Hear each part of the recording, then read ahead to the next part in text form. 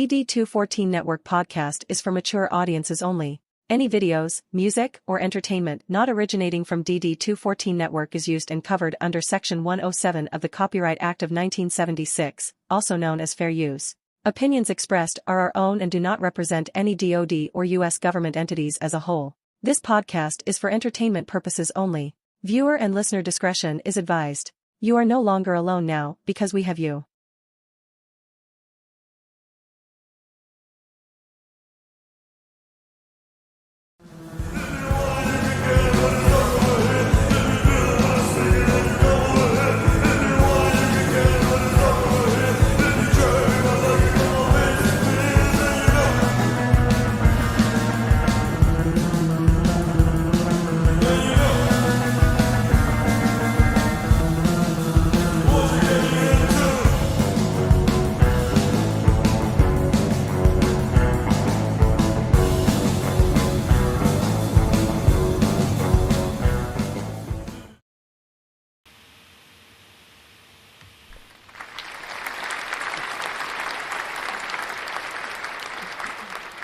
There it is. There it is.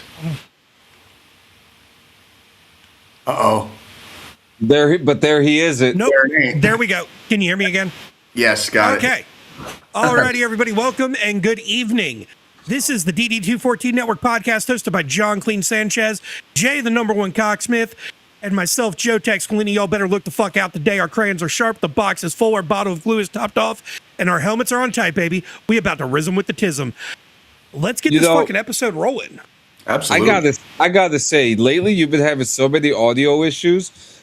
That's your fucking karma for all the fucking jokes you motherfuckers have been putting on me for the last 5 years. Pressing all your fucking buttons, John. Pressing all your fucking buttons, huh, John? And Gio's next. Gotta play with the buttons, don't you? Don't you? So that was actually self-induced. I accidentally remember, John, how I was talking about how I was starting to have the USB-C problem with my mic that you had. Yep. But unfortunately, my mic's out of warranty, so I'm going to have to buy a new one soon. Yep. I knocked into the fucking USB-C cord, and it fucking came out a little bit. That's what she said. Well, and I was just going to say, 9 times out of 10, maybe even like 95 times out of 100, it's usually operator error anyways, right? Usually. Not always. Yeah. Not always, but usually. We hate admitting when we're wrong, don't we? We fucking hate that shit. Yeah. Yes, we do. Yes, we fucking do. Man, we got a lot going on in the world, and outside of it too. And outside of it, which is pretty kick-ass. Yeah, well, first off, did you guys watch the launch? Yes, I not live. I watched a replay. Of it. We got to watch it live. It was badass, emotional. This was Artemis 2, right? Artemis 2, and then Artemis 3 flies out to land on the moon in 28.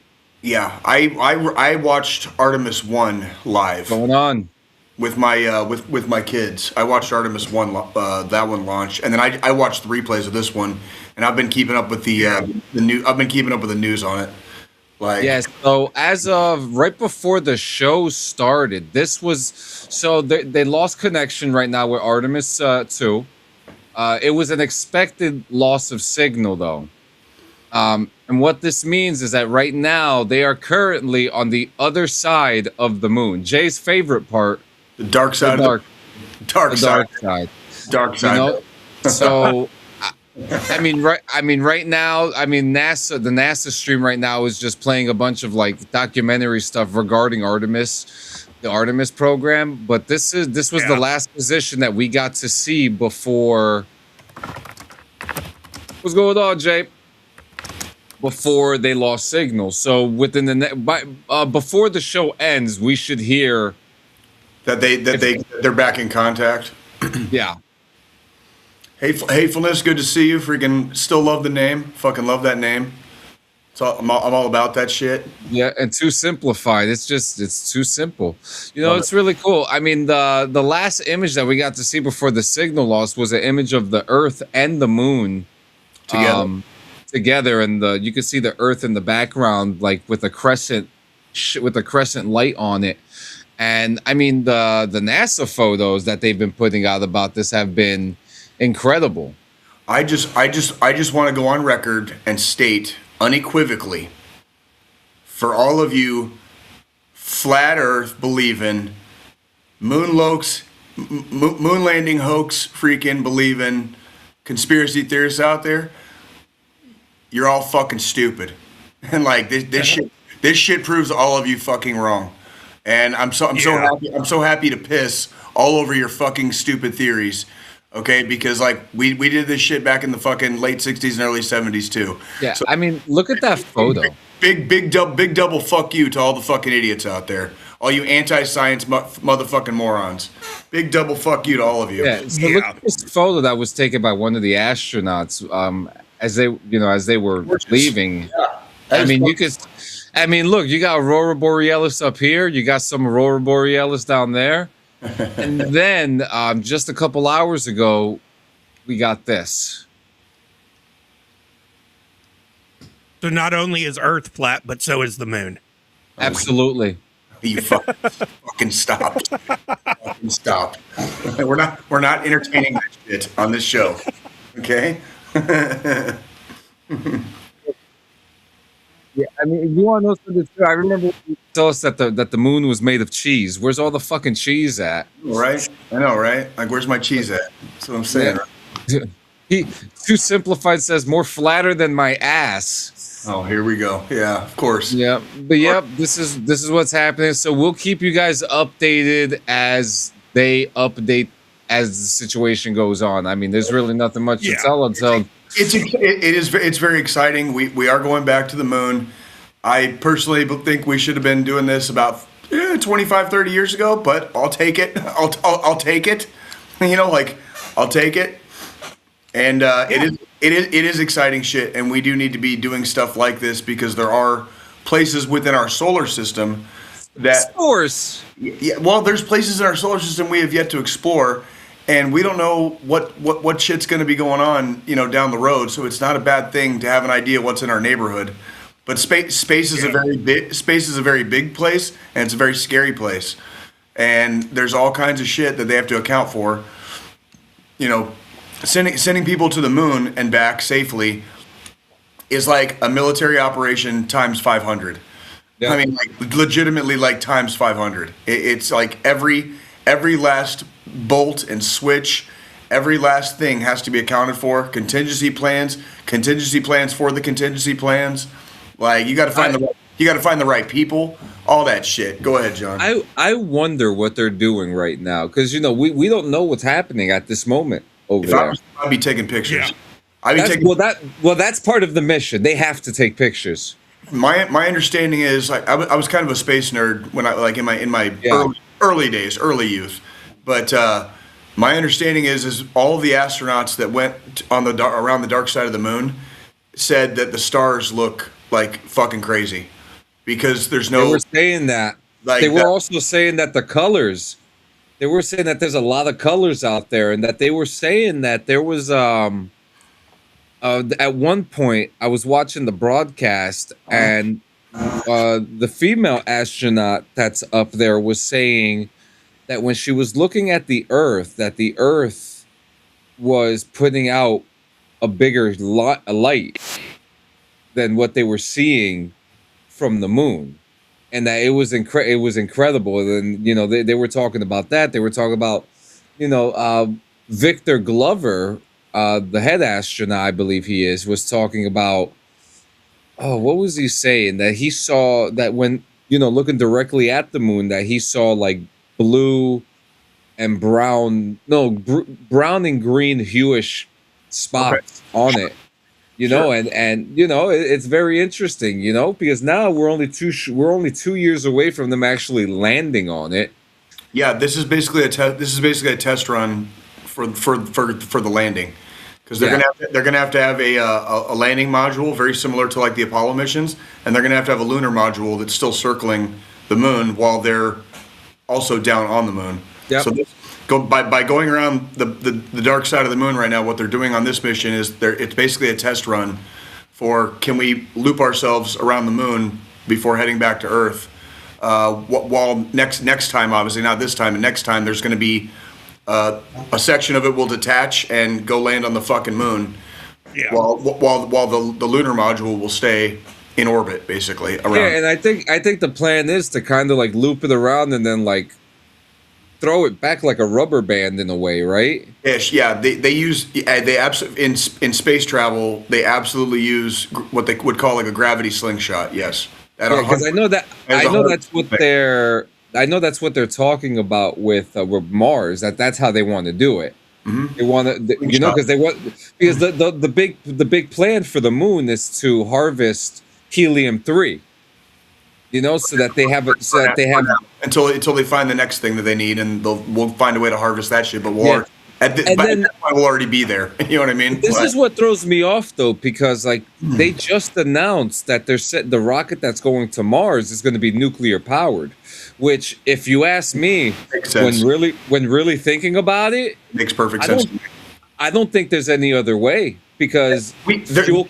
If you think about fuel consumption, how much can they carry that they can actually use? Correct. And I think and that's a big part of it. And then if you wanted to use like what was that show we watched, For All Mankind? Yep. Oh, and it just came back with season 5 when they came out with those big giant solar arrays to catch like that takes a lot of space. That also takes a lot of space. And if those things get damaged, and a lot of weight. Yeah, and if those things get damaged, so like to me, as far as technology we have right now, nuclear power, once you get your rocket blast out of our atmosphere, once you're actually in space, you can like flip a switch and go over to nuclear and use nuclear power for like thrusting and stuff like that. You know what I mean? Yeah, that would make a lot more sense. I think it does make more sense, because again, like we said, weight distribution, space. All they need is a couple rods or whatever they need, or however they're doing it these days to keep it stable for it to be used as energy. I don't think people realize quite how far away, like, not only we are from the moon, but how far away we are to like Mars. If we're going to try to like land on Mars, people don't realize how long and how far that fucking trip would actually take. We're talking like I think it's a few years. It might. I'm pretty sure it's like in that vicinity, because like you're not coming back for a long time. You are not coming. It's far. They're saying approximately 6 to 9 months. Is that one way? One way. Okay, so about two years. So we'll say 2 years roughly. 2 years round trip. We'll call it about a 2-year round trip, because you're gonna have to fucking do shit when you get there and blasity. We'll call it about 2 years. So it's also saying here, missions typically travel at specialized times known as launch windows. So if the launch window says they have a launch window where every 26 months to ensure the shortest distance. Yes, that's a thing too. That's when they launched the Voyager probes. They had nuts. They had a window, because both of the Voyager spacecraft used planets in our solar system to slingshot out of the solar system. And I think they might have even used multiple planets, like to continue slingshotting, to get like up to their speed and like out of the solar system. So it's from the dungeon fucking with us again. He's fucking with us, isn't he? I don't know if he started smoking meth or if he's fucking with us. Yeah, they are out there. That's more of a side effect of I'm gonna go heroin, with acid. Acid. What about brain damage? I think if you took acid, you would definitely 100% no. Oh, I mean, that's because you're jaded, D. That's because you're jaded. But we're up there. It's just, this is my thing about it. The United States, okay?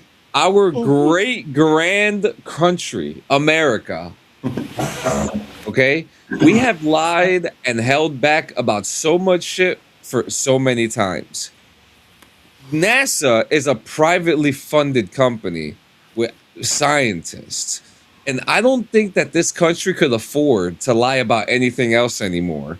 And if this was a lie, woo! We didn't lie about it the first time. Like, we didn't need to.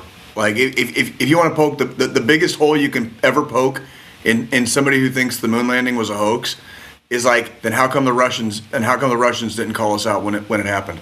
Because they would have. Yep. They actually left. They left a like basically like mirrors you can point lasers at from Earth on the moon when we landed, and they're still there. There is third party evidence for the American moon landings from at least 6 different countries right now. You can look it up on the internet. And on top of that, all the countries that followed us have taken photographic evidence of the shit we left. And on top of that too, India. I think they're one of the more recent countries to land a probe on the moon. That's correct. As of recently, Oh, and they so were that's where the call center is that all the scam calls I keep getting from. Jesus. Jesus. So is somebody going to say they own the moon now, or is it for everybody like Antarctica? Well, many other countries have gone to the moon already at this point, you know?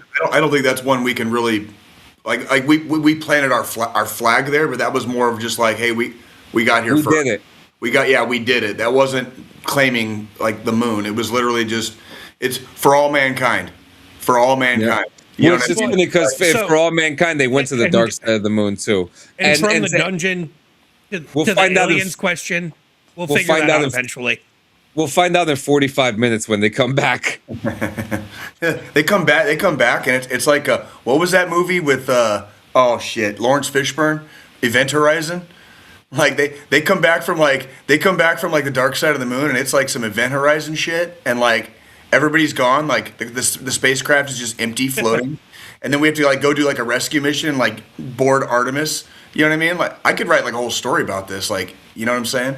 Like yeah, you know, but yeah, from the dungeon. I mean, if there's anything that we have done, and when I say we as a human race, we go to space and we've gone to the moon. I don't think, you know, there is so much curiosity in that industry. Why would they not want to? Yeah. Well, I just want to circle back to the alien part though, because I've got a very strong thing with this. It might not be another planet in our solar system or a moon in our solar system where there's other life forms. It used to be Mars.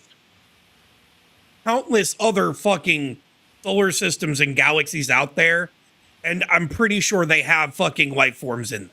What about other dimensions possibly? Yeah. Oh God, absolutely. You're talking I mean, about there's a multiverse of fucking dimensions. Like, yeah, it's covered in comics and that stuff's all fiction. Well, we don't. The multiversal concept and dimensional concept isn't. What's that?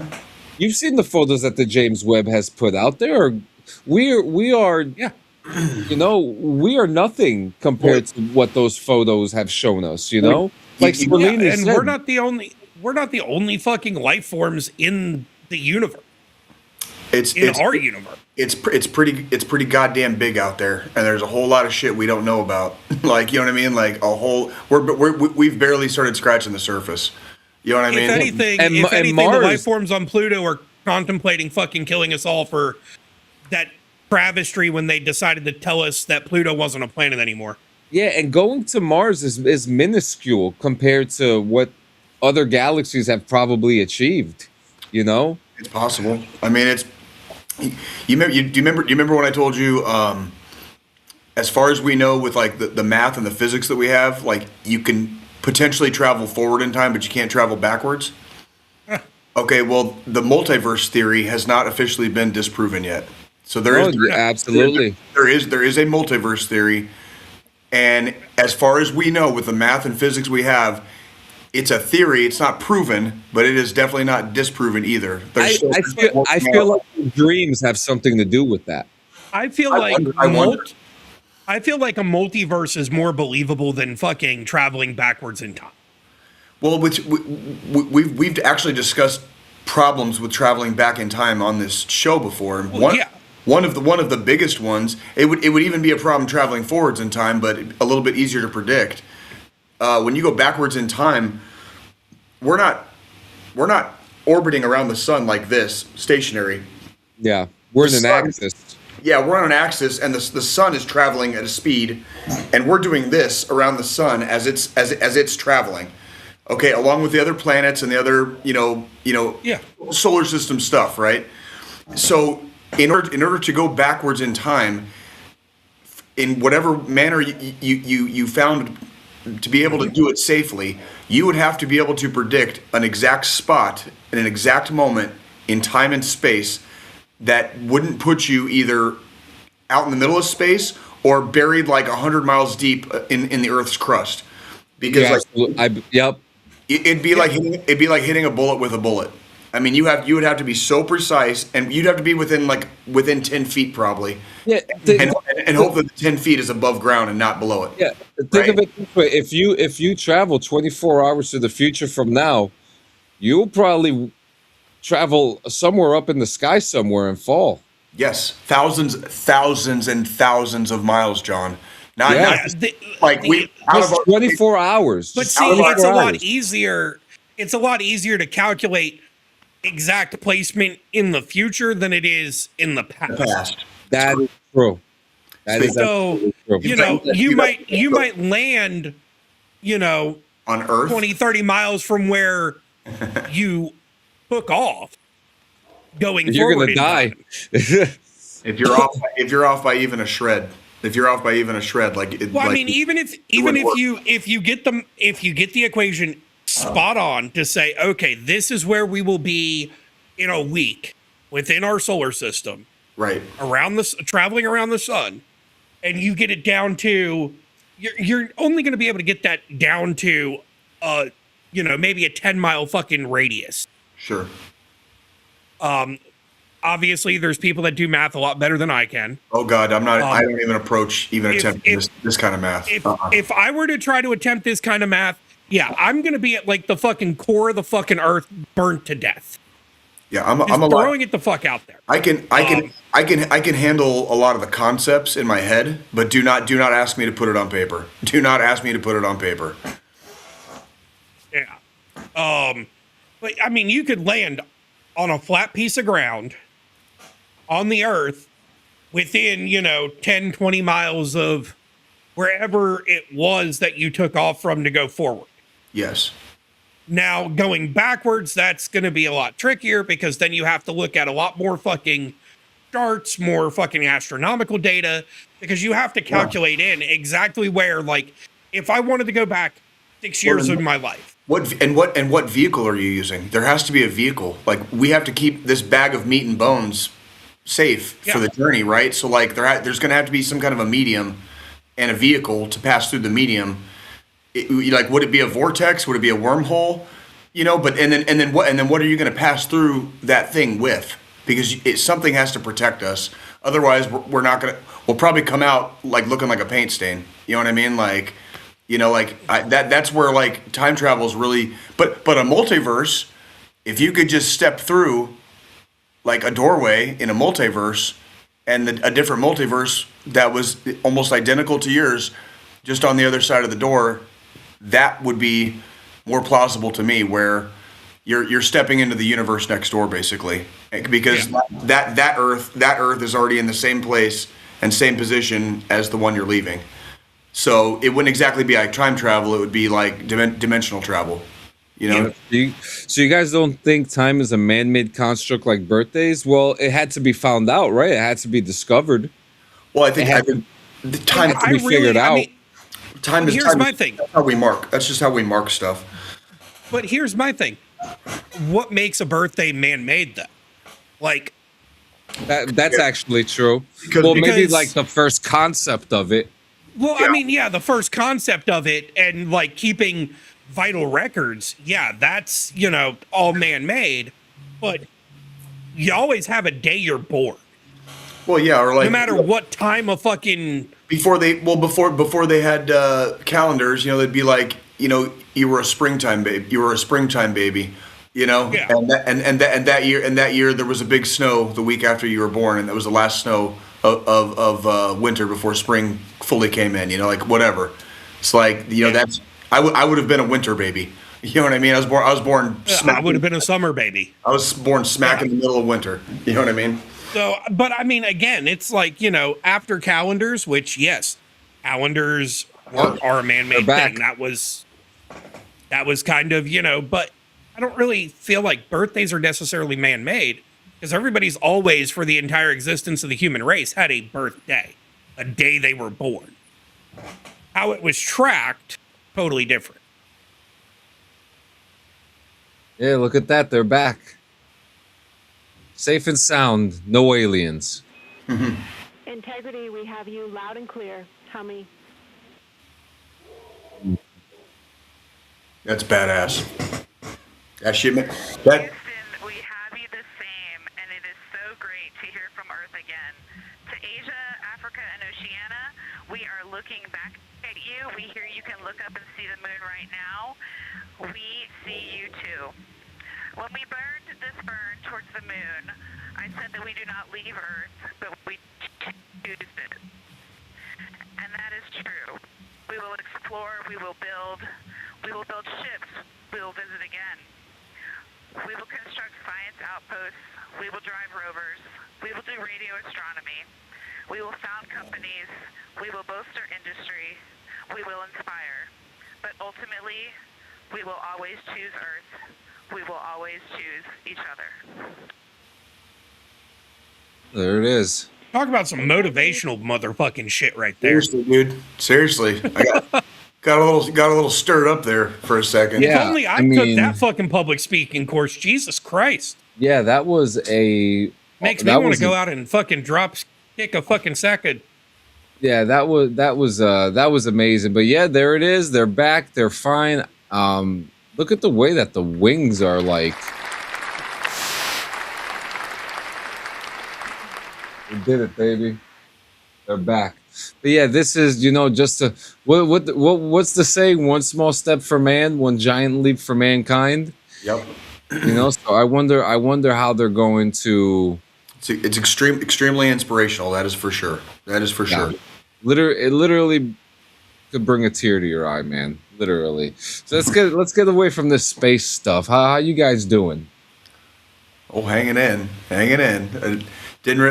Once again, didn't have much to report this week. Although I do have some sad news to report for all of my homies down in Southern Arizona. Oh no. Arizona made the Final Four, but on Saturday they played Michigan, and it did not bode so well for Arizona at all. It's not a very good showing. Probably the worst game they played all year. Looked like Michigan came in with a good game plan against Arizona. Yeah. And Arizona never answered it. They never had an answer. They started cutting into the lead like once in the first half, and I think barely like once in the second half, but it was never really in doubt. It was never in doubt. Like the game started like the score was like 10-1, and that was about as close as it got. That was about as close as it got all game. I think they came within 5 like once, but like it was 10-1 at the beginning of the game, and it never really. Yeah. Michigan never lost the lead. The lead was never in doubt. You know what I mean? It was just congratulations to Michigan. They will be playing here in a couple of hours for the national championship against UConn. Congratulations to all 4 Final Four teams, including my Arizona Wildcats and the Illinois Fighting Illini. It's a hell of an accomplishment to make it to the Final Four any given year. I was a little bit disappointed because my team up until Saturday had only lost twice, and honestly, I watched them play quite a few times this year, and they played good ball. Y'all played your hearts out. Like they played their hearts out. Saturday just kind of shocked me. Even if we had lost the game, I thought it was actually going to be more of a game. Michigan owned that shit. They own the court. They own the inside. They own the rebounds. They own the fucking 3-point shooting. Arizona couldn't get right fast enough, and they didn't. And they faltered. Yeah. And they fell hard, but that's March. I'm just happy. Yep. I'm just happy we made it, right? Like so. Yeah, well, speaking of sports, the fucking baseball season's kicking ass this year. Lot of newer names coming out the woodwork, like this one guy from Chicago named Munetaka Murakami. You know, the dude's slamming home runs. Like it's nobody's business. Shohei Ohtani's at his best. Aaron Judge is at his best. Mike Trout just got injured. I think Bobby Witt's. I don't know exactly how he's doing. I haven't really kept up on the Royals the last couple of days, so I might need an update on them. I got Bobby Witt in my MLB The Show team. He's great. Yeah. But yeah, the season's looking pretty good, man. I mean, lots of fun things happening with the season. We just had opening day here last Friday for the Yankees. Yankees are, I think, 7-2 right now. Have you ever gone to an opening day? No, never. Interesting. Have you ever thought about it or wanted to? Always wanted to. I've just, Yankee Stadium. Fucking expensive. I bet you money that a Kauffman Stadium opening day is half the price of what the New York Yankees opening day probably is. Well, we could probably check those numbers, but I would be interested to see those numbers because ticket wise, you might be right. Concession wise, I think it might be close. Concession new stadiums rook you, man. Well, dude, it's and that's one of the biggest. So, do you remember? It would have been it was last year. Obviously, I went to 2 games, but there was the one game I went to with a buddy, and the second game I caught a wild hair on a fucking Wednesday night or something, and I was I got stir crazy in the house, and I was like, fuck it, the Royals got a game, so I Ubered my ass around the corner to the stadium, went to the box office, got a ticket, and just walked in and just sat down and watched the game because I just wanted to get out of the house. But I mean, I only went to one game last year. If that gives anybody kind of an idea, because if you go to a ball game, I mean, we're not even talking about tickets. Not even counting the ticket prices. If you go to a ball game, expect to drop about $100 minimum. Expect to drop about that's minimum. That's off the top. That's off the top. Yeah. $100 minimum. That's if you only get a couple things to eat and a couple things to drink, right? Yeah, because we know water's $5 at the fucking stadium. So, dude, when I see tall cans at the stadium, at both stadiums, going for $16, $17, I'm scared. Yeah, man. That shit's man. It's something else. It's something else, man. But yeah, it's looking good. I'm excited for the season this year. Very excited. What about you, Squillini? You got a new truck, man? Yeah, I mean, outside of that, just fucking like usual work. We've been trying to stay home. I think all three of us have been kind of settling into a little groove. Not stuck in a rut. We're not talking about being stuck in a rut. We've just all been kind of everything's kind of like the dust is kind of slowly settled a little bit from shit that's happened in the last 3 to 5 years or whatever. You know what I mean? And we're just kind of we chill a lot now because what do we got? $25 to $30 for a 16-ounce. Fuck that shit. Exactly. Yeah, that's crazy. Insane. Well, $16 or $17 is fucking insanity, fucking too. And now, mind you, I do think at Kauffman, I think you get 24 ounces for that.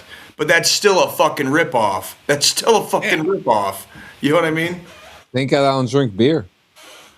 Dude, you're lucky actually, because it is pretty tasty, and if you like it, it's even if I'm at you want more than a few. It's man, I'm at a ball game, and I'm fuck, I don't want to pay $20 for a freaking beer, but fuck it, fuck it. Yeah, but yeah, Squillini, go ahead. Yeah, I mean, got the new truck. The wife's kind of she likes the truck. She's kind of annoyed because it's already turned into a new hobby for me. Adding shit to it, doing some stuff to kind of make it look a little bit nicer and shit. We just got it. I mean, the reason I wasn't here last Monday, I'm not sure if you guys spoke on it. I didn't fully go back and rewatch the episode. We picked it up last Monday, and after getting it, I've already put around $400 or $500 into the fucking truck on accessories and just some shit to kind of make it look a little nicer. Yeah. What'd you get, Joe? A Ford or a Nissan?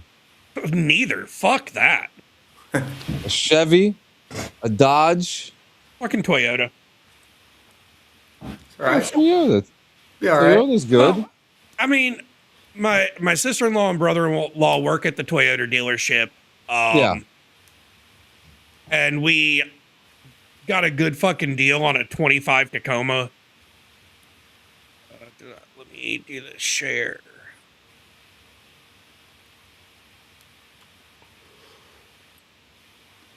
Oh, where's our there? So yeah, I mean it's. I like it. It's nice. So I mean, some of the things I've done so Gracious. far is, like the badging on the side here. I put blackout overlays on it, so it's not chrome anymore. Put some seat covers in today. The way the seat cover thing came to be, the father-in-law actually, he picked up some seat covers for his new Tacoma that he just got, and then he didn't like the blue color, the blue in the seat covers, because his truck's already a blue, and it just didn't. The two different colors of blue clashed, so he was like, you if you want them, so I don't have to send them back and pay the money to fucking ship them back to the fucking seller and everything, you just pay me what I paid for them, and you can have them. So, put the seat covers in, added a few little extra accessories on the inside. Still got to add the truck bed cover and some the running boards to the outside. And then August is going to be the next really big purchase that we're kind of saving up for already. We're going to put on the upgraded rims and wheel package, because it's like an additional $1,800. And Nice. I didn't feel like fighting with the dealership to get that included into the fucking deal when we bought it. I was like, I can afford $1,800 in a few months. Yeah. I'll just Nothing wrong with that.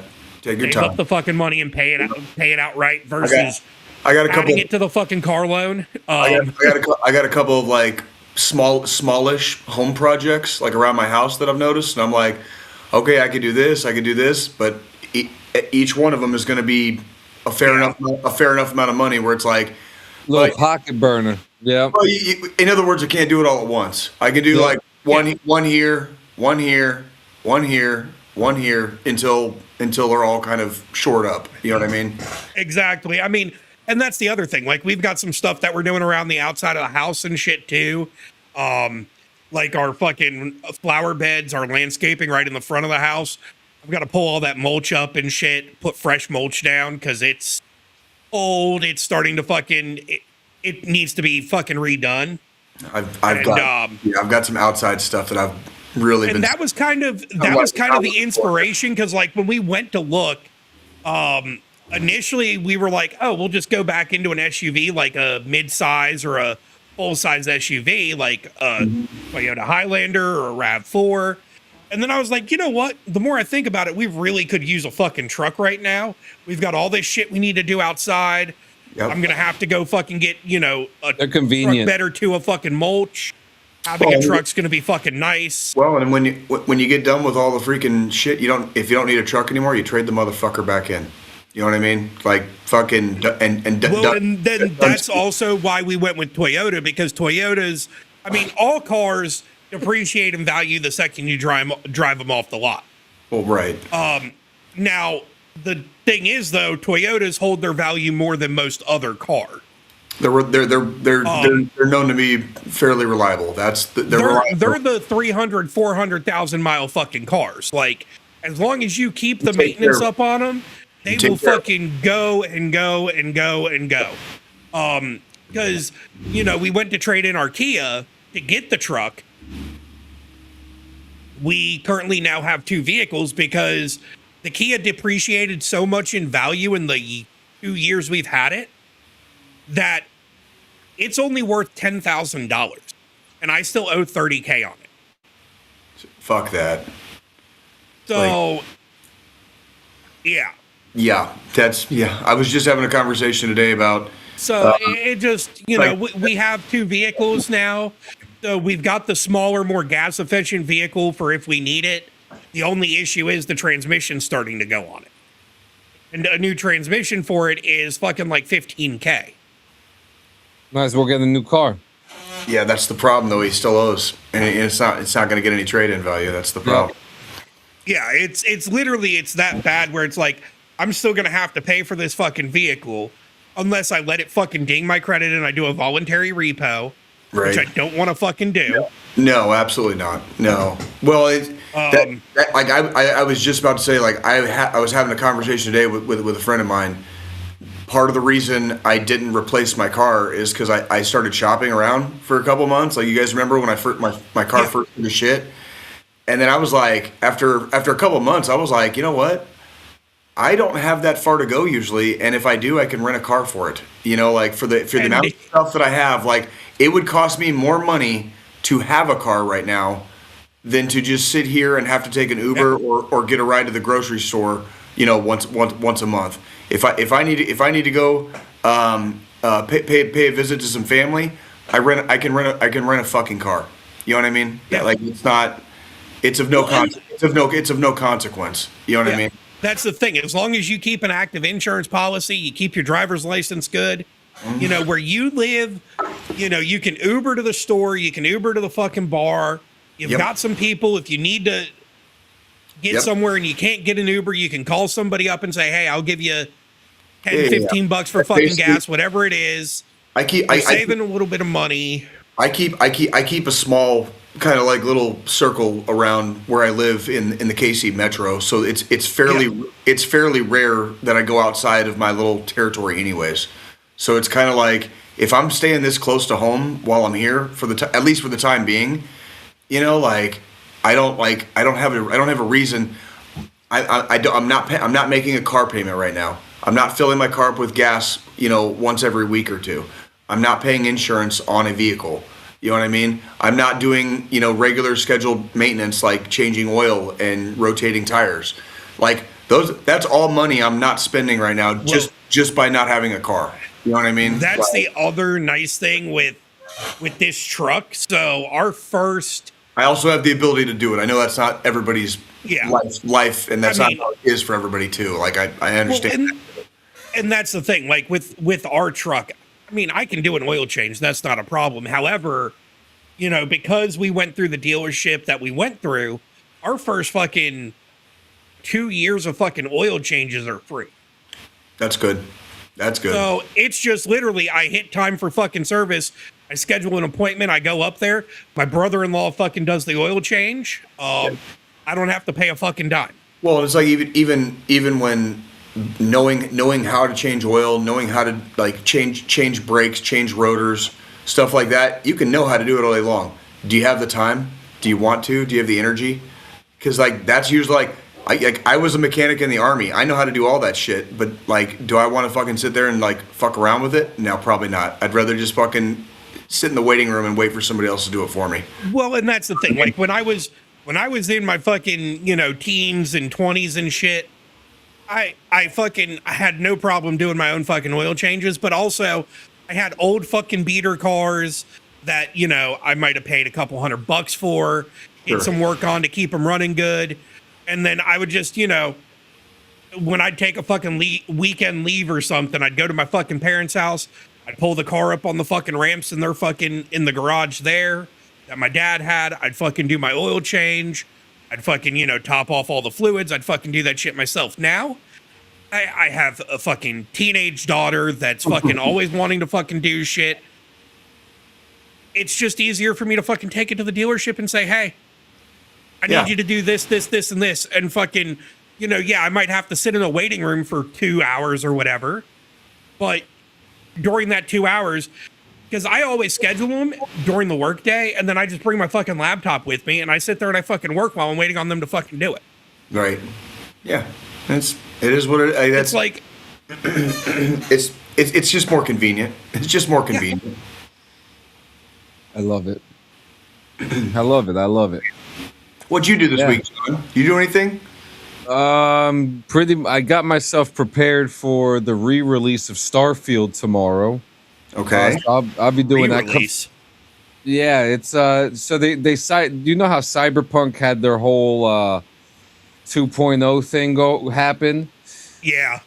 So Starfield's doing the same thing, and they're coming to PlayStation tomorrow. So I decided, well, the game is too powerful for me to play it and stream it on my PC. So I got it on PlayStation to pretty much play it fresh.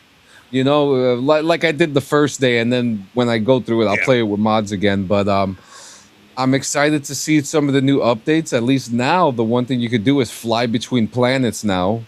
Okay. Without fucking loading screens, which was a Bethesda staple, you know, which was the big problem with the game. But we're gonna see. I'll have an update for you next week. I'll be streaming it on Twitch and on my gaming YouTube with some stuff. I do gotta say, in gaming news, like I've been up GTA 5 Online's ass like the last few weeks. And like I gotta say, I checked it out on PS5, the PS5 version, and I was doing some of the police missions on there. Pretty cool. I didn't know that was on there. So from you know my whole story with that game. Like played it since launch. You know I've quit on it. I've quit on that game multiple times for years at a time, in between playing it. But I've played the absolute fuck out of the game. They've definitely patched some stuff and made some stuff better in the what I would call like the online servers. They've made some stuff better. I would still give them some bad marks for, you know, when it's like artificially hard. You know, when you're just trying to like grind a mission and they make it like artificially hard. You know, that's kind of a Rockstar thing. And my wife likes to do that to me every once in a while too. But you know, that's beside the right. point. Yeah. So it's not every mission. It's not all the time. But I would still deduct a little bit for that. But the last time that I played online, this is when after you and me knew each other, John. It was still kind of shitty a few years ago when you and me played a few times. It's like they've gotten it's better now. I think it's like way better now, where it's just like you basically do what you want to do in that game, and like I've almost reached my goal to where once I like lock down this last purchase that I'm about to make, I'm just gonna be fucking around and playing missions and you know going. What purchase is it? What business? It's not a business. It's just a mansion. Just gonna get a mansion. You're going for the mansion, huh? I've already got nightclub, bunker. I've got five. Yeah. I've got five like illegitimate businesses, or six. You know, 6 illegitimate businesses. You dirty dog. Well, the cool part is like once I get that mansion, I can shut all the businesses down and just put everything there and just do the nightclub and the bunker, and like I'll be set for the rest. Like I can literally just fuck around. Once I have that mansion, it's over. Like it's over. I usually do the bail enforcement job. That's my favorite one. I don't know if that one's pretty cool. Yeah. Other than that, my wife and I. So remember last week I was talking about a show called Jury Duty. Yes. So now I could actually explain it. Now that my wife and I have actually watched it now, and we went in and dug into the James Marsden season 2. Okay. So James Marsden is one of the actors in the show. He's not the one getting pranked. Okay. So for a little context, right? You know, obviously everyone knows what jury duty is. So they set up this scenario where I guess they rent out the courthouse or something, or an area that they do court in, and they got the whole setup. They have a judge, they have the bailiff, they have, you know, the whole jury, the plaintiff, and the defendant and everything, right? And so they go through this whole ordeal about how this guy got super plastered at his job and ruined a bunch of T-shirts by pissing on them or something like that, and he printed the wrong thing, and that. I can't go into, if you're gonna watch it, I can't spoil this because the thing with the shirt was actually super hilarious. But each person is a personality, so at some point, like you feel like you're watching The Office, right? Okay. Because it's filmed just like that. But every single person is an actor except one person, and that person has no idea. They're just surrounded by assholes, basically. That it's a fucking show, and that it's They have no idea. Like there was. How did they make that happen, though? How did they get the person to be? So we're up to the last episode right now. We've gotten to the reveal where they revealed to him, "Oh, this wasn't real."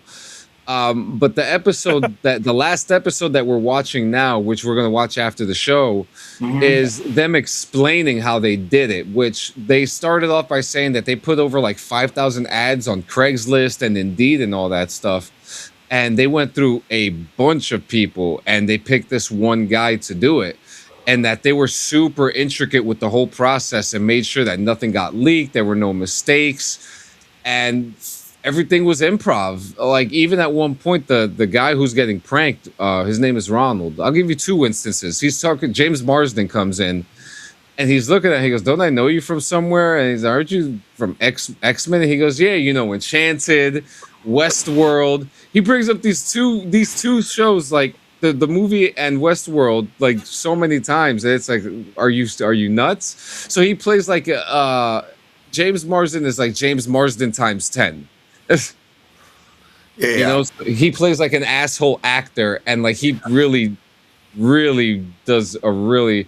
You could tell it's kind of like exaggerated in a way with him. But like everyone else is so pure. Like there was a moment where this guy was nervous. He was like, "Oh, I don't want to do this jury thing. What do I do?" And the guy, Ronald, the guy who they're pranking, says to one of the actors, he goes, "Oh, you know that Peter Griffin thing where he said he was racist and they got him out of jury duty?" The guy was like, "That's a good idea." And like, yeah, and the plaintiff is an African American woman. And this little skinny four-eyed white dude goes up on the thing to explain why he's not good for jury duty. He's like, I'm racist. And everyone's like, "What?" And the judge is like, "Who told you that?" And throughout the show, this guy's like, "I wonder what made me say that. Why did I say that?" I'm gonna say like the scenario sounds pretty fucking hilarious. Yeah, absolutely sounds pretty fucking hilarious. Yeah, every single person has a role to fill, and that's what makes it so interesting because everyone is a different personality. It really makes you feel like you're either watching a show like The Office, or you're watching a reality show with a bunch of insane people. Right. You know, very, very, very good show.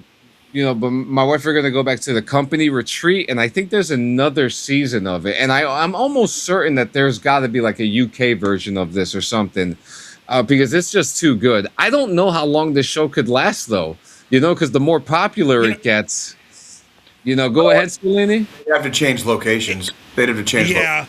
They'd have to move to different areas of the country or, you know, shit like that. You talking about that makes me think we never talked about the end of Special Forces because I finished it well before you, and you started like fucking a month before me. Oh yeah, it was good. I don't remember anything that happened in it. You know me, I soak in so much of that stuff.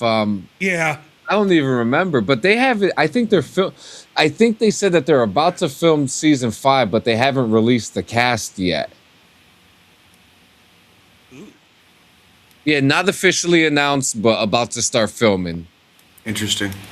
It says while instructor Q hinted on social media about returning, no official cast or release date has been confirmed. So I mean, now if we look at the timeline, I think the last few times that the shows have come out have been like in the fall. So if that's the case, they're probably filming right now. Yeah, which means we'll get the next season here soon. Yeah. Or they filmed it already during the airing of the last one. Who knows? You know, but that would be a nice that would be such a nice treat. I can't wait to see what asshole fucking celebrities they bring in this time. You know, there was a list that came out. There was like a rumored leak list. And I saw David and again, take this with a grain of salt. This could be whatever, right? Because it was pretty, like the two names I do remember was Aaron Hernandez's wife and David Boreanaz. Okay, who's David Boreanaz? So David Boreanaz played fucking Angel in the show Angel back, like it was a Buffy spinoff. Yeah, and he actually he's on the show called. He played a Master Chief Petty Officer in the Navy SEALs in a show called SEAL Team. Ooh, Navy SEAls. Ooh. Yeah, it was like I I mean, what would you call that show? Like, what genre would you? Because they had it. It was from what I've seen, a military action drama. It was a military action drama. It was, I mean, with a soap opera touch to it. That was like one season that it had the soap opera touch, to be honest with you. And that was the worst season, and that was like season 3 out of 6. I love both of you dearly. I don't know how you guys watch this shit. Like I know it's some of it's cool, and it's like you guys get enjoyment out of it, and goddamn more power to you. Because like no, I find shit like this. Television is made to be watched. Here's how I do this, Jay. Here's how I do this. I'm sitting here at my desk working. I have a TV mounted to the wall over here. I turn on some fucking random show as background noise. And then I just fucking keep it on. And then my brain, because of my fucking autism and my ADHD, soaks in what's happening during said show while I'm not even actually watching it. I get it. It kind of baffles me because like when I'm watching something, I watch it, and then whatever that thing I'm watching has somewhere between 30 seconds and 5 minutes to freaking like. What is the last thing you sat down and watched? A TV show. A TV show? Yeah. Oh God. Like a sports game doesn't fucking count. Oh no, God. It doesn't. Like an actual TV show, like. Yeah. Yeah, like a syndicated TV show. Oh, I don't remember. I haven't watched. I don't think I've watched a single TV like I've rewatched Band of Brothers every year. Rewatching doesn't count either. Yeah, rewatching doesn't count either. Oh, you're freaking me out a little bit now because that's how much I don't watch. I don't remember the last. It would have been when I was with my former girlfriend, still living with her, and that was. I mean. It's been over 2 years. It's been over 2 years. Actively, at any given time, I have 3 or 4 TV shows in my rotation that I'm watching. Not rewatching, watching for the first time. I've been watching. So right now, what I've been watching, and obviously John doesn't like Marshalls, but I'm getting into it the more we get into the fucking season. That shit's whack. But I'm watching Marshalls. Whack. The new season of Scrubs that just started. Whack. Fire Country. I would, Gio, but I don't know where it is. Sheriff's Country. And then the new season of Daredevil. Okay, so to be fair, to my credit, Daredevil's kind of whack too. Both of you, but specifically John has turned me on to a couple of TV shows, and one of them became like my favorite TV show of all time. That was Dark. But it's been fucking years since I watched Dark. Because I'm pretty sure I watched Dark when I still lived in Colorado. You should watch 4 years ago. Should watch the other one, 1899, that the same people made. The producers and the director, they made another show on Netflix on 1899. It was really trippy. I don't have Netflix. But then, like you, we'll fix that. Yeah, but then, like you, Jay, I have shows that are in my rotation that I rewatch. I just finished Band of Brothers. Band of Brothers, Generation Kill. Yep. Those are my 2 military shows on my rewatch list. Oh, guilty. Now, my military show is 6. Which one is that? That's the one on History Channel. What you say, baby? But then I just got done rewatching Silicon Valley, which is Silicon Valley is fucking goated. Fucking hilarious. It's fucking goated. It's great. What's that shit about? 6 seasons. It's a startup in Silicon Valley. It's a tech startup in Silicon Valley. Stars Thomas Middleditch. And it's got, it's TJ Miller is in the first like 5 fucking seasons. Yeah. I don't know who any of these people.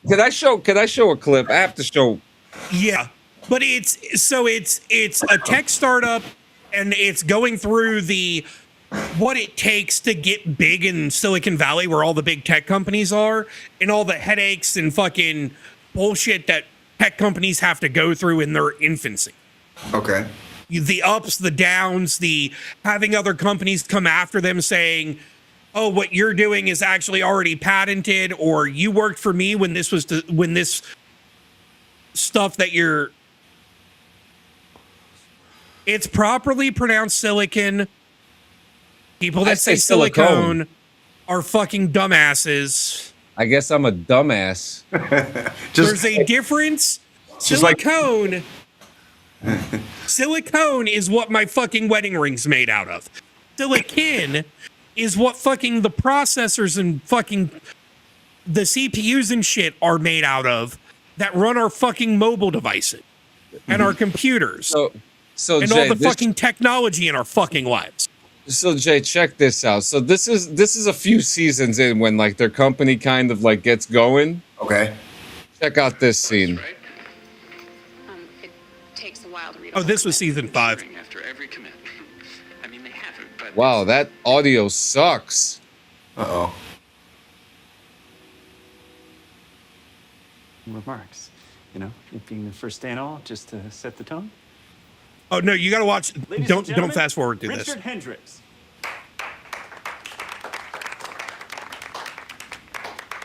Come on, expand.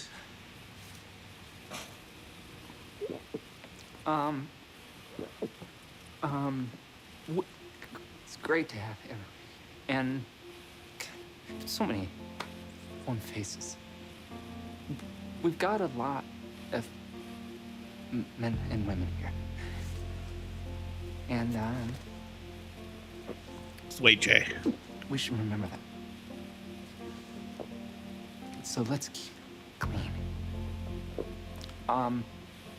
It's always a challenge to get it.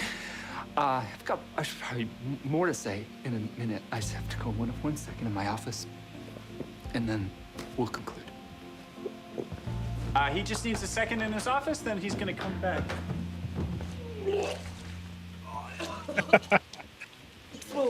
This is not the scene. Everyone okay? No. Richard, I know money's tight, but I think I might invest in a modesty panel for your desk. Oh yeah, you're looking for the fucking glass one. Where he fucking. So before this plays, Jay. Yeah, let me DJ look for it Miller. real quick. You watched Deadpool, right?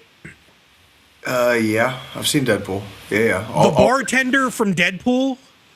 Yes. Yeah. That's Sarcastic. TJ Miller. Sarcastic asshole times 10. Yeah. Yes, that's TJ Miller, and in this show, he's also a sarcastic asshole times 10. Surprise. All right. So he's been the main character. Richard has been coding endlessly at what for like days or something like that, and this is what happens. It takes a while to read a whole commit. they've been cheering after every commit. I mean, they haven't, but it's great.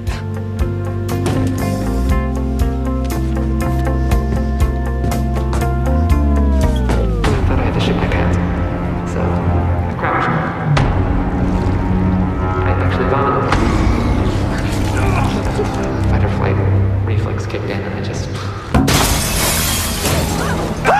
Richard! I don't So there's understand. a little bit more. There's a little more backstory to that. Yeah. So he was coding for a couple days. Yeah. This But guy in got an IPS? episode, no, he's a tech startup CEO that shouldn't be a fucking CEO. I'm gonna throw that out there.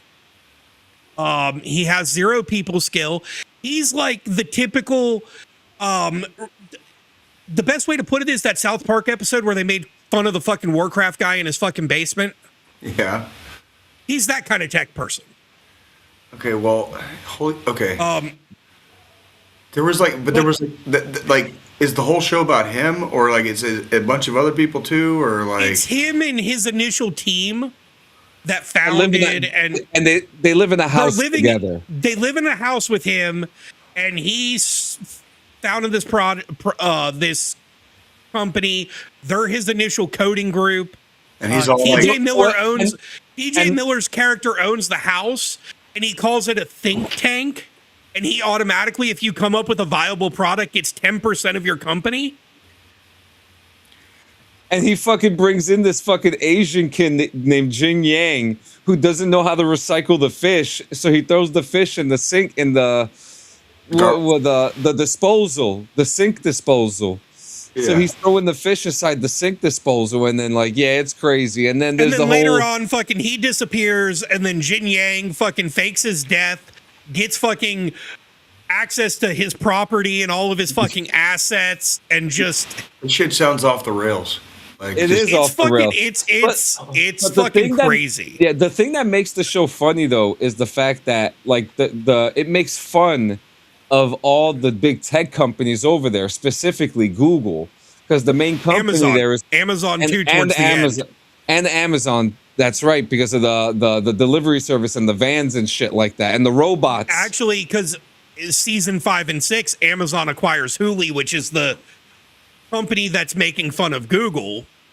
Yeah, and Hulu, the guy who owns Hulu is like this fucking crazy rich degenerate fuck who takes blood infusions to keep himself young. Which the funny thing is, the guy who is the founder of Hulu, you want to know who they're trying to make fun of with that one?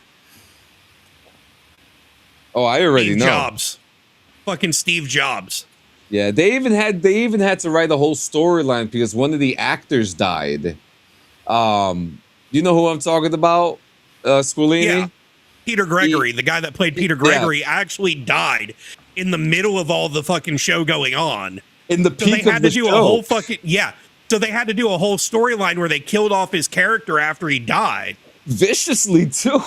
Yeah, like fucking robots killed him on his fucking private island or some shit. It was... No. You know what's funny? When Jared gets fucking stuck, he goes inside the automated cab. Yeah. And the fucking cab and then he ends up getting shipped car. to a fucking island in the middle of the fucking Pacific somewhere. And there's no humans, it's all robots, and he's like, what the fuck? And then you just fast forward like 2 episodes and he's back and he's got severe fucking PTSD. Which one? He was stuck on a cargo ship inside of a fucking cargo container for like 3 fucking months. And he gets out of the fucking cargo container and the entire ship, no humans on this ship whatsoever. It's all AI fucking robots piloting and manning the fucking ship. And he's just stuck. Yeah, and everyone's trying to figure out where Jared is, and no one knows where the fuck he is. And he's just gone. Poor guy was sleeping in the garage with all the computers in there at one point too. Oh, what a show! Jared was just fucking. He was a piece of work himself. I liked him better in this than I liked him in The Office, even though he was funny, hilarious as Gabe in The Office. But this just just when they were doing like the convention and he was all hopped up on drugs and he went up to everybody trying to make him do the choice. He was like, which one? Which one? Which one? And he went up to that couple with the baby. He was like, these companies are trying to track your babies and all this stuff. And they're all like, get the fuck away from us.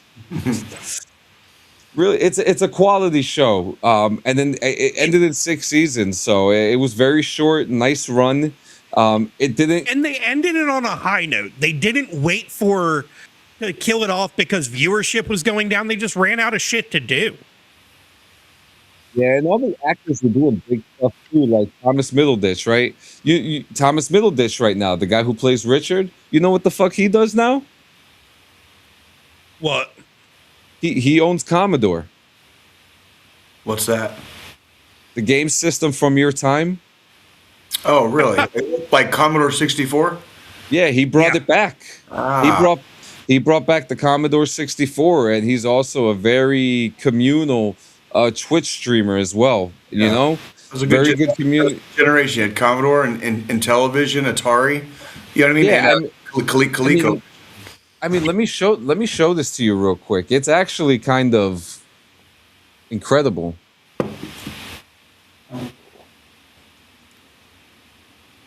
Here you go, Commodore.net.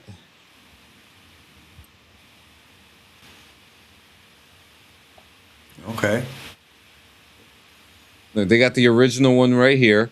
And then, like, the thing that makes this thing so special, too, it's got all the original pieces Ports along on with the original ports, along with obviously an HDMI, Ethernet, some USBs in there. But it's That's pretty one neat. of one, dude. That's pretty neat. One of the first fucking computers right there. Yeah, it's kind of cool too when you have, when you're someone like an actor or something, you got the money to dish out for something, to invest in something that can last. That was here generations ago, but that can last another few generations in the future. Me and Gio were talking about this a couple of weeks ago, how just important it is to bring stuff like that back and just keep the essence of gaming alive, There's stuff that, excuse me, there's stuff that I had, I want to say like early childhood going into like late elementary, like some of that technology like hasn't really gotten any better or worse. It's just like it's still the same. Yeah. So, like we were already there when I was a kid. You know what I mean? Like I know a lot of people don't keep landlines in their houses anymore. But it's like landline phones. I mean, like that was like, I mean that's a big deal as far as like technology wise. And people still use it, but you're right. It's at least what, a 2%. Oh yeah, 2% households. My internet provider keeps trying to fucking get me to fucking sign up for a fucking landline, and I'm like, I have one. I don't use it. I have family members that have them, but they literally keep them just in case like the internet goes out. Like that's where they keep them. They keep them for purposes of like if the internet goes out, like if my phone gets lost that day, you know what I mean? Like they have a phone in the house. That's basically that's the gist. My thing is, so like with my internet provider, if I were to get their fucking landline, it plugs into my fucking internet router. So if my internet goes out, I don't fucking have my landline anyways. Yeah, no. That's not That's not the kind of land. I'm literally talking about like a landline. You're not plugged. You are not plugged into the internet. Like, but see, most providers, like, unless you never fucking disconnected it to begin with, most of the providers now, that's how their fucking landlines work. Oh, then I tell them to fuck.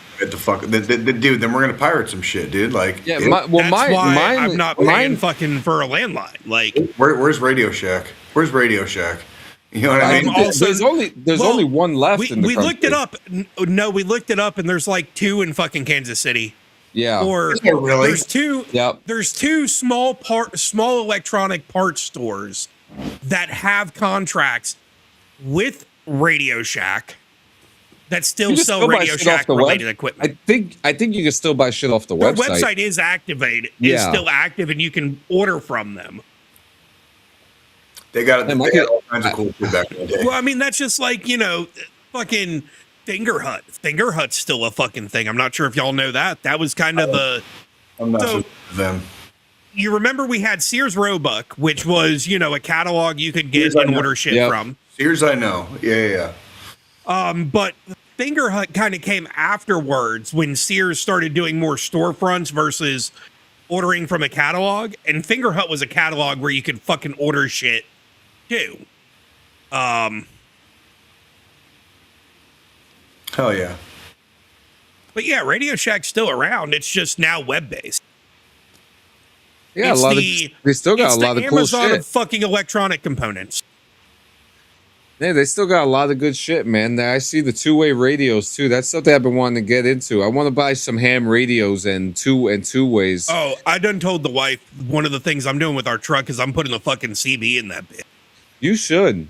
I really, because if you get a CB and I get ham, would we be able to communicate? I more want to get the CB so like when we're traveling to like Tennessee and shit, I can talk shit to the fucking truckers. I actually wouldn't mind getting a CB. Convoy. Yeah, I mean, those things are pretty cool. Like the radio frequencies and shit like that. You can't go wrong with it. You honestly can't. Even if you were to get a CB and I had a CB, as long as we got ourselves on the right frequency, we could fucking talk. Because I mean, really, it just works off of it's shortwave fucking signals, but the more antennas between you and the fucking person you're trying to communicate with. Yep. you can still communicate long distance with. Yeah, that's why I'm really curious about ham radio. I've been really looking into them. They're not expensive, right? But they have these handheld ham radios now too. Really? Yeah, which are really cool. Let me show them to you.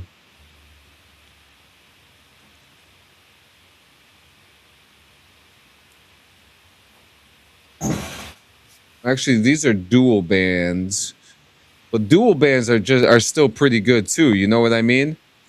I mean, if they're cross country and they work, why not? Can you hear me now? Can you hear me now? Yeah.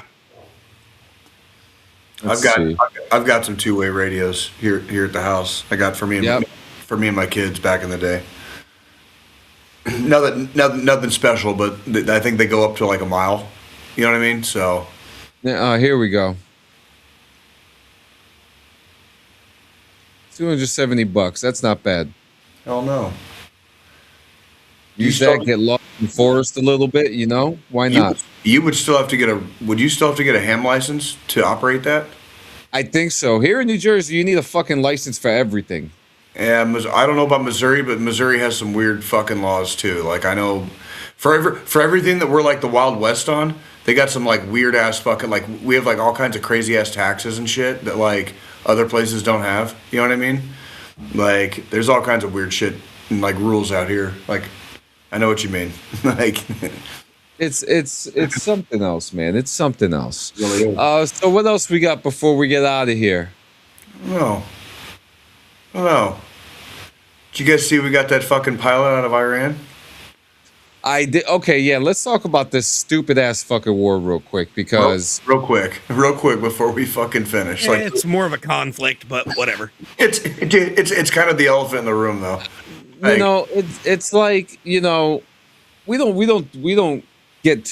talk about this that much, but when we do, it's kind of like we all and I think and we haven't even spoken about this offline, but I think we all could kind of agree, be all on the same page about what this issue is, and it's pretty fucking stupid.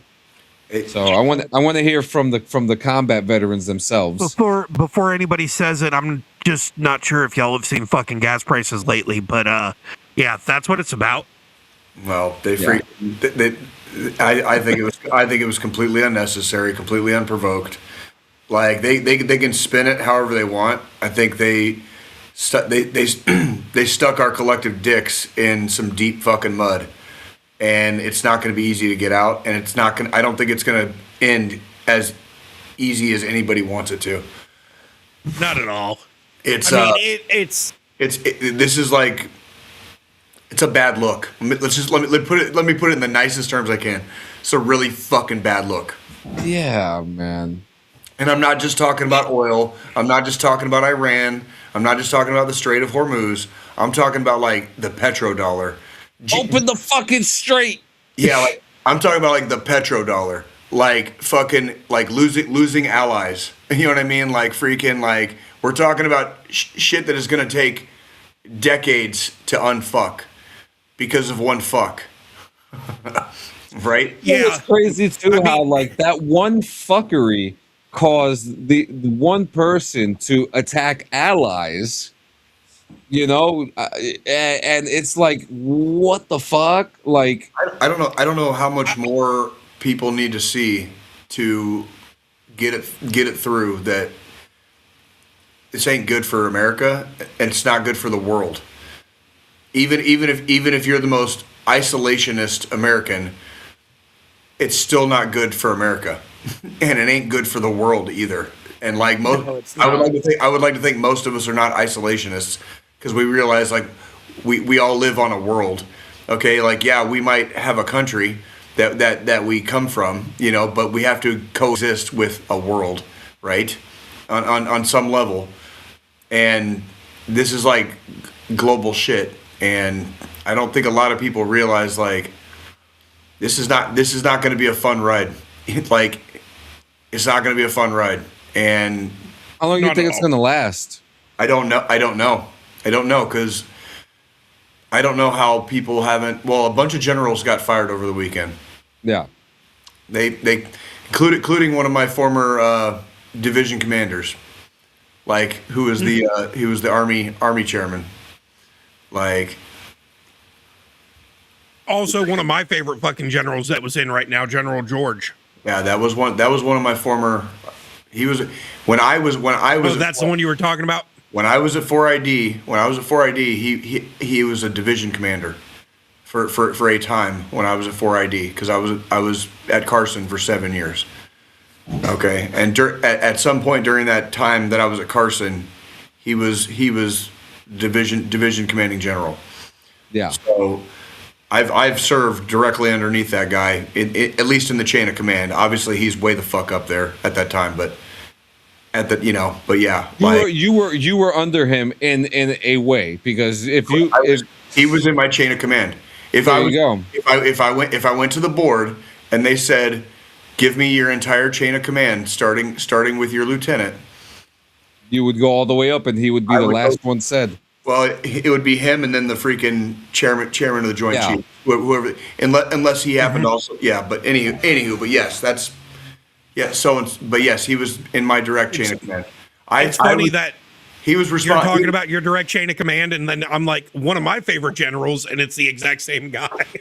Yeah, well, he's been around for a while, and like the dude knows his shit. Like he was an Ivy soldier, man. Like he was he was in charge of I don't remember if it was the AO or something during. The outpost, Battle of Kamdesh, where like the two dudes got the Medal of Honor.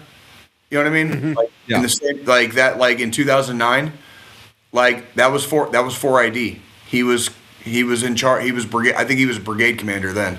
I think he was full. I think he was full bird then. And like so, yeah, he's seen the shit, right? Like, but why'd he get fired then?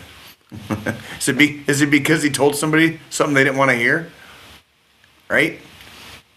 That's typically what happens. Sounds like.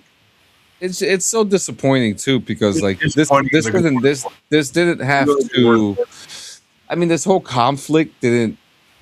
None of them never have to happen, right? None of them. They just end up happening. You know, for whatever reason, oil, gold. Pussy, whatever it is.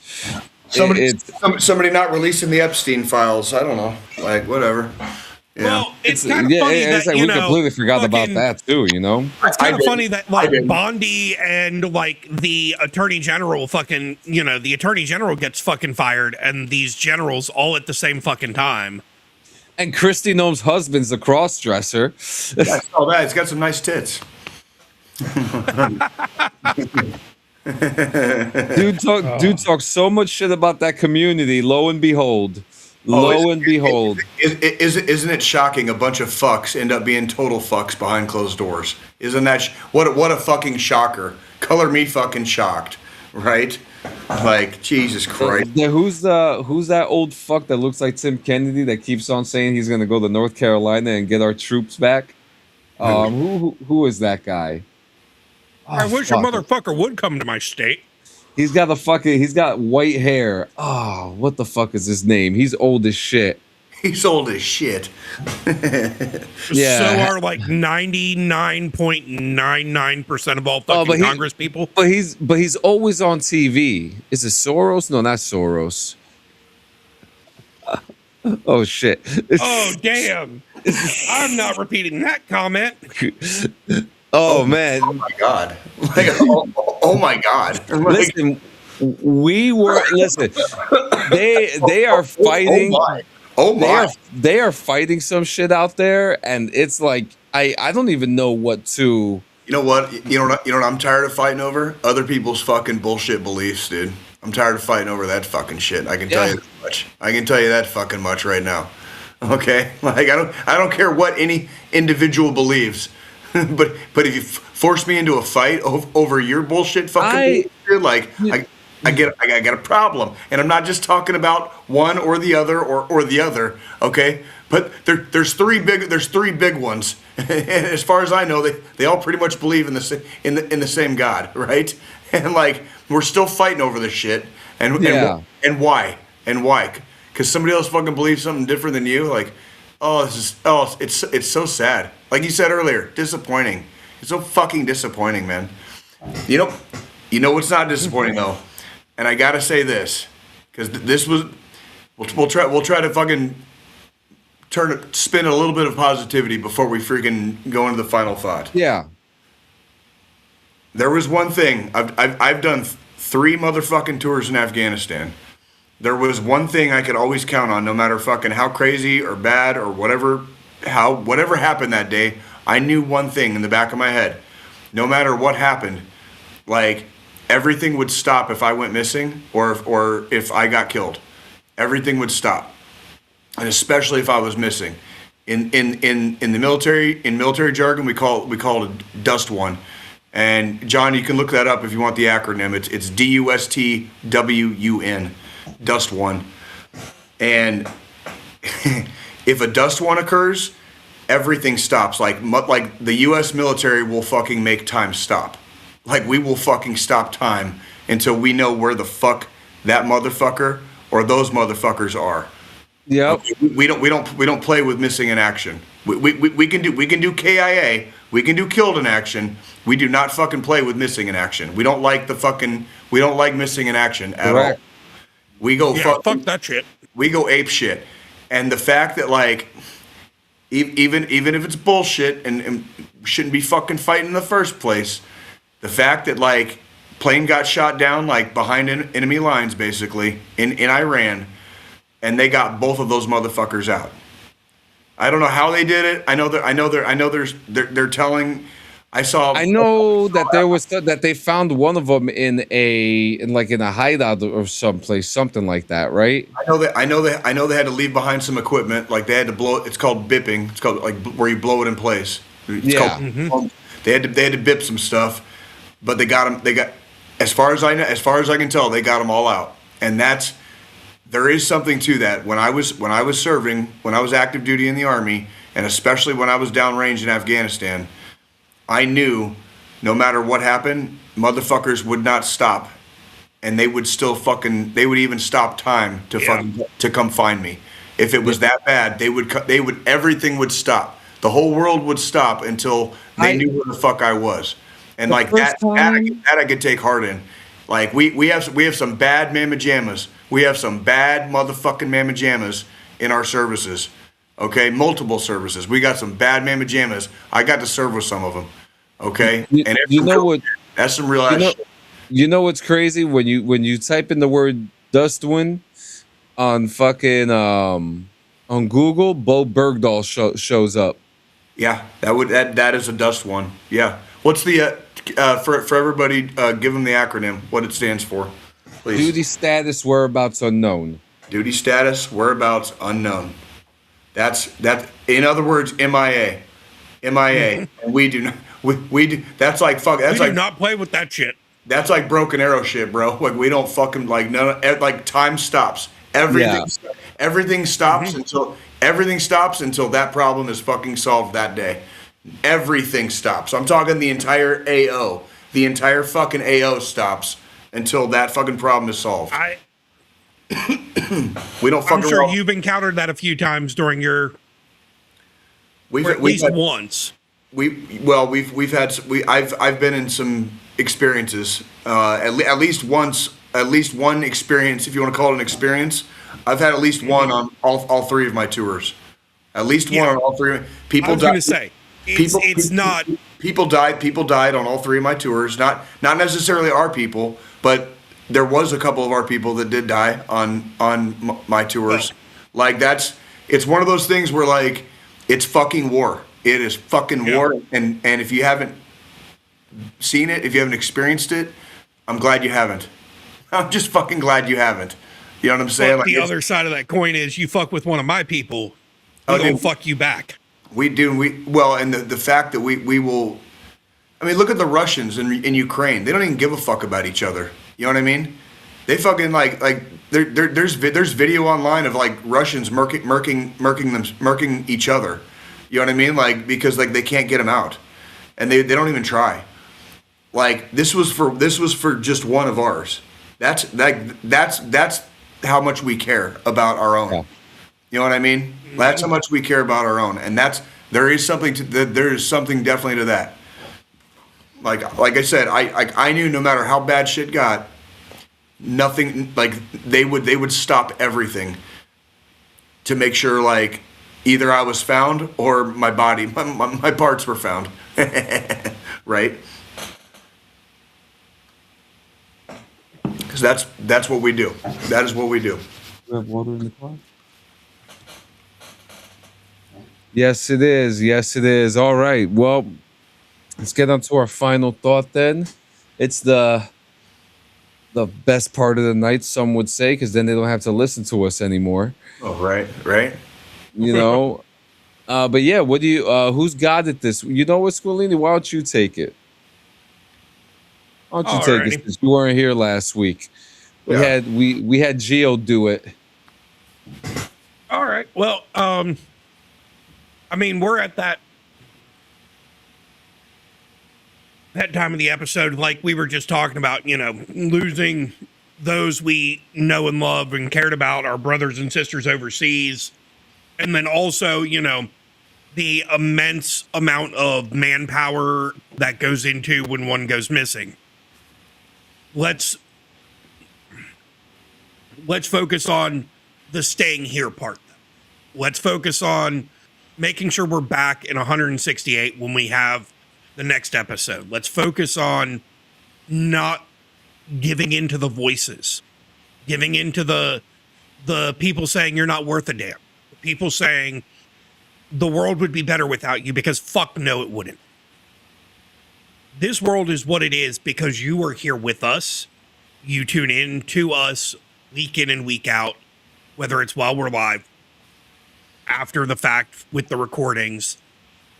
We strive to provide quality entertainment. We strive to provide motivation for you.